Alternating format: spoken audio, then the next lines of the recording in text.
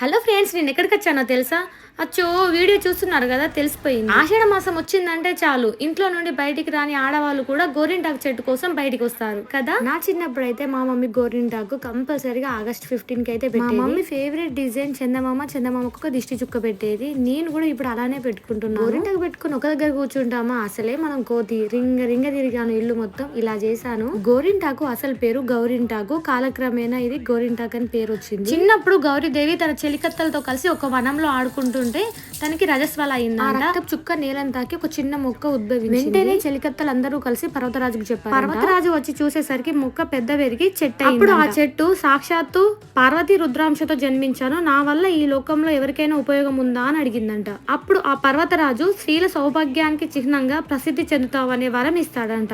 ఇదన్నమాట గోరింటాక్ story. Next ఇంకా ధ్రువ పాదాలకు కూడా గోరింటాకు పెట్టాను. గోరింటాకు పెట్టుకున్నాక నెక్స్ట్ డే చూసుకోవడమే సరిపోయింది రోజంతా.